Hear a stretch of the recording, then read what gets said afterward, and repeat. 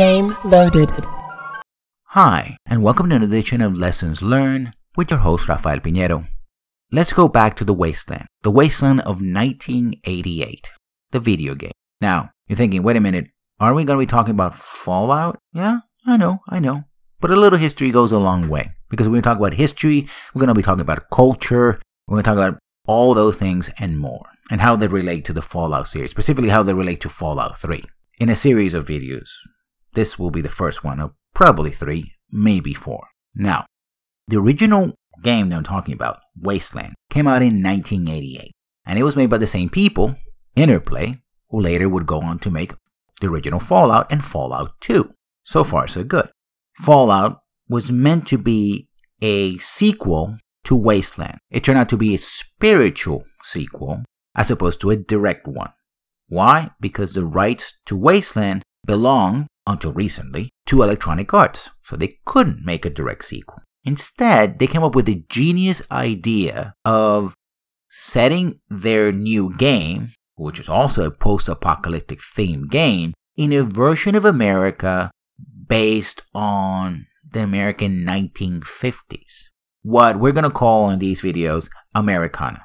Now, I know the term Americana is wider, more complex than just America of the 1950s, particularly America from 1945 to, say, 1965. You call it the baby boomer generation, the TV generation, what have you. But we're going to use the term Americana throughout this series. Now, that was a genius move because it prevented a couple of things. First of all, one of the biggest problems that science fiction has is that being almost always a projection of the future based on the present day, whichever day the writers or developers or producers are creating their show, it can easily become outdated. Science fiction tends to make predictions that either do not come true or come true in interesting ways.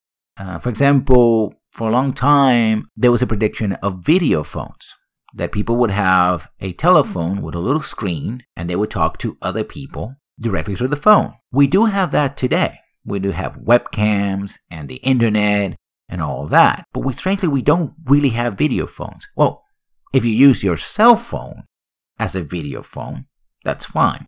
But that wasn't what people expected for the most part. So the exact prediction of what a video phone was never came to be. However, it did spawn multiple ways of communicating directly using both video and audio, which are more common today. So to prevent that, they decided to have a setting based on the 1950s, on Americana. Another problem that it solves is that, for example, you don't feel like politics or history simply marches on and leaves the designer's vision of what could be the future behind. In 1997, the developers were well aware that the kind of future that was projected from 1988, about 10 years before, did no longer exist because the Cold War was over and the Soviet Union had collapsed. So it's a US-Soviet war, Cold War turning hot and nuclear, simply could not exist.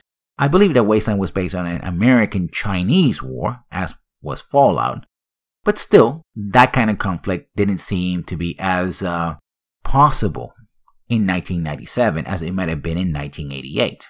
So, you prevent that as well. There's a problem, I not only mentioned science and history and politics, but also by projecting from the 1950s, it recalls a sort of a timeless era, which is the key feature of Americana, right? It feels very much American, but at the same time, distant enough that it's recognizable, but also falls in the realm of fiction. So by using this, they were able to create a relatively unique game that at the same time made a callback not only to the 1950s, but also to the 1980s.